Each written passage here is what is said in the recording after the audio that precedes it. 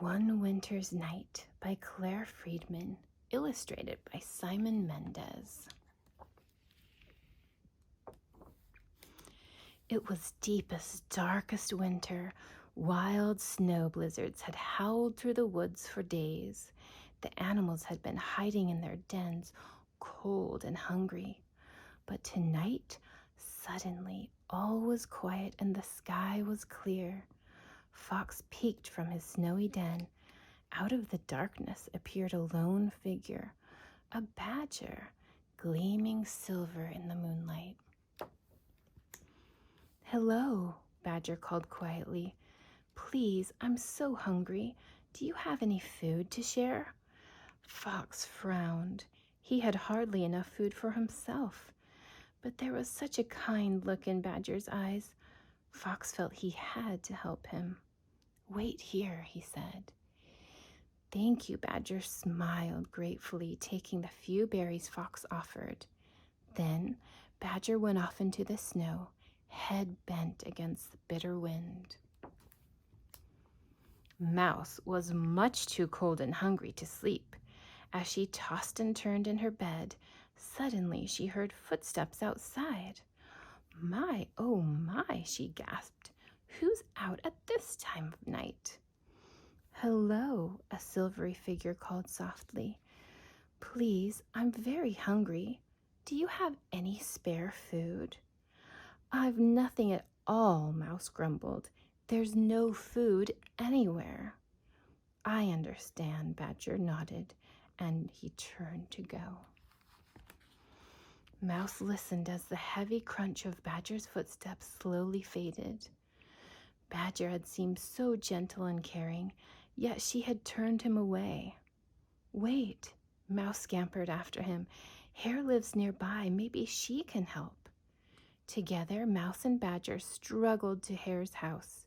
The wind whipped, snowflakes swirled, but somehow, even in the shadowy dark, Mouse felt safe beside Badger, his warm eyes twinkling like bright stars. Hare was rather angry to be woken up, and she didn't really want to share the small handful of berries she'd saved with anyone. "I know it's late, Hare, but I told Badger you might help," Mouse whispered. "He's freezing cold and starving, and so am I."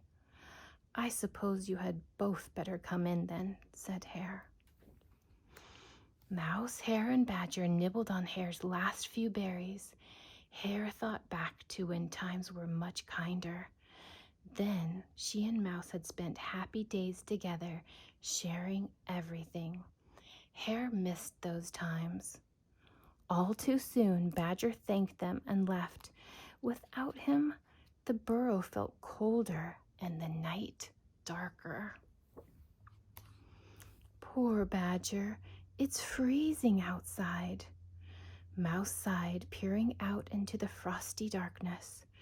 "I hope he'll be all right," Hare said anxiously. Just then they spotted a shadowy figure moving slowly toward them.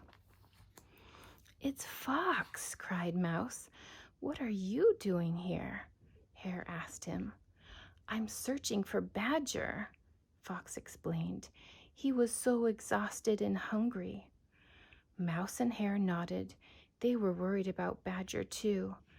"I think we should go out and look for him," Mouse said. In the shimmering snow, Badger's footprints were pools of silver. The blizzard blew stronger still as the three friends followed Badger's silvery tracks deeper and deeper into the woods. "Over there," pointed Fox at last. There was Badger, asleep among the roots of a tree, covered in a frosting of snow. "He's frozen," gasped Mouse. "Poor Badger, we must help him," Fox cried.